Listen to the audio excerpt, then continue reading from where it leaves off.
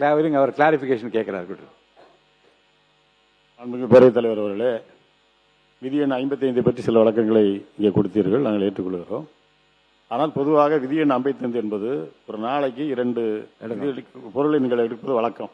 இப்போ அவை தொடங்கி இத்தனை நாள் ஆயிடுச்சு, 2 வரைக்கும் எடுத்திருக்கீங்க. என்ன காரணம்னு சொன்னால் 500க்கும் மேற்பட்ட விதி எண் 55 கீழான கவனஈர்ப்பு தீர்மானங்கள் உங்கள் பேரைகளை கொடுக்கப்பட்டிருக்கு உறுப்பினர்களால். அதற்கான பதில் வரவில்லை என்று 2 முறை நீங்கள் சொல்லிவிட்டீர்கள். பதிலை விரைவாக அனுப்பினவுடன் நான் எடுக்கிறேன்னு சொல்லியிருக்கீங்க. நீங்கள் தகவல் கோரல் மாதிரி கேட்குறீங்க, இல்லைன்னா நீங்கள் மென்ஷன் பண்ண சொல்கிறீங்க.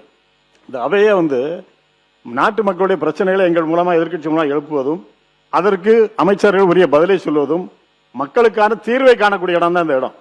ஆனால் நீங்கள் மென்ஷன் பண்ணிட்டு போனோம்னு சொன்னால் அதுக்கு பதில் வரலன்னு சொன்னால் பிரயோஜனம் இல்லை. அதனால ஏன்னா நீங்கள் கடைசி நாள் வரைக்கும் 2 நாள் கொடுக்குற 2 பிரச்சனைகளை அன்னைக்கு எடுக்கலாம் 55 கிலோ. இறுதி நாளில் மீதி இருக்கையில் எத்தனை பிரச்சனைனாலும் பேரவைத் தலைவர் விருப்பப்படி நீங்கள் எடுத்துக்கலாம். அன்னைக்கு எடுக்காம விட்டீங்கன்னா மீதி எல்லா 55 கீழான கனவு தீர்மானம் காலாவதி போயிடும். இப்ப மக்கள் பிரச்சனை இங்க பின்னுக்கு தள்ள.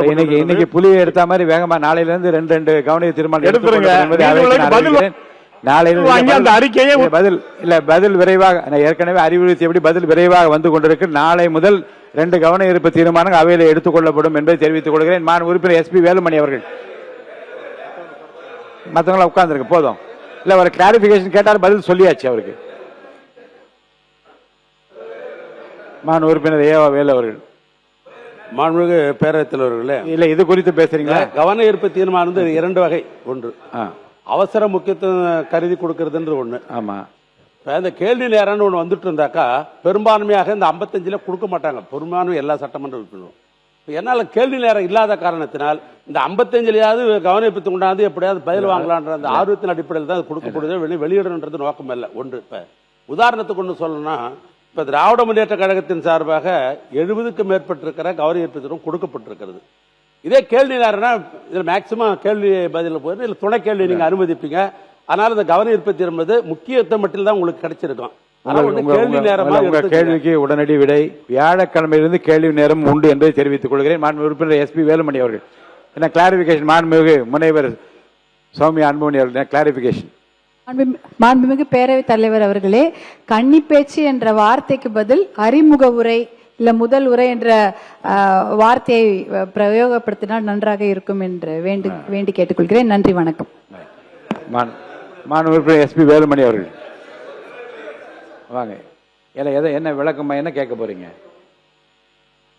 வருகின்ற 17/9/2026 அன்று வரலாற்று சிறப்புமிக்க மதுரையுடைய அங்கையர்க்கரசி மங்கையர்க்கரசி என்று போற்றப்படுகின்ற மீனாட்சி அம்மனுக்கு குடமுழுக்கு நடைபெற இருக்கின்றது.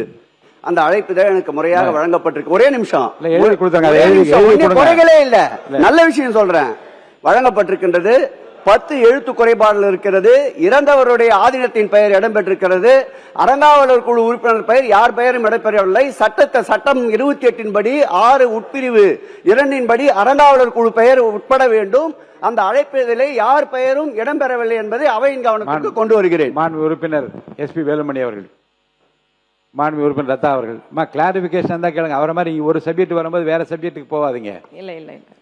மாண்புமிகு பேரவைத் தலைவர்களே, இங்க என்னன்னா சட்டமன்ற உறுப்பினர்கள் அமைச்சர் பெருமக்கள் என்ன சொல்றாங்கன்னா கன்னி பேச்சு அப்படின்றாங்க. அத அது ஒரு ஆணாதிக்கத்தினுடைய சிந்தனையை வெளிப்படுத்தக்கூடிய ஒரு விதமாக இருக்குது அப்படிங்கறத நான் பதிவு பண்றேன். அந்த கன்னி பேச்சுன்றத அவை குறிப்பில இருந்து நீக்கணும் அப்படிங்கறதையும் நான் கேட்கிறேன். என்ன பண்ணலாம் என்பதை பற்றி இப்ப பள்ளிக்கல்வித்துறை அமைச்சர் அதை பற்றி நல்ல விளக்கம் சொல்லுவார் என்று கருது. பேரவைத் தலைவர் அவர்களே, ஏற்கனவே கடந்த சட்டமன்றத்தில் முன்னாள் சட்டமன்ற உறுப்பினர் மதிப்புக்குரிய சகோதரி வானதி அம்மா இதே போல ஒரு விஷயத்தை சுட்டி காமிச்சாங்க, எல்லாருக்கும் நினைவு இருக்கும். அப்போது அன்று இருந்த பேரவைத் தலைவர் கூட அதை கன்சிடர் பண்றதா சொன்னாங்க. இது ஒரு நல்ல ஆலோசனை தான் சௌமியா அம்மா சொன்னது. அது கன்னி பேச்சுன்னு சொல்கிற பொழுது பெண்ணுக்கு பல பருவங்கள் உண்டு, பேதை வடந்தைன்னு பல பருவங்கள் உண்டு. இது ஒரு மரபாக இருந்தது. இதை போன்ற விஷயங்களுக்கு பெண்களுக்கு பெண்ணிய சுதந்திரத்துக்கு குரல் கொடுக்கக்கூடிய வெற்றி தலைவரினுடைய ஆட்சியில் அதை நீங்க கன்சிடர் செய்து அறிமுக உரையினே சொல்வதற்கான ஏற்பாடு செய்யப்படி வழிமுடிகிறேன். மாண்பு உறுப்பினர் SP வேலுமணி அவர்கள்.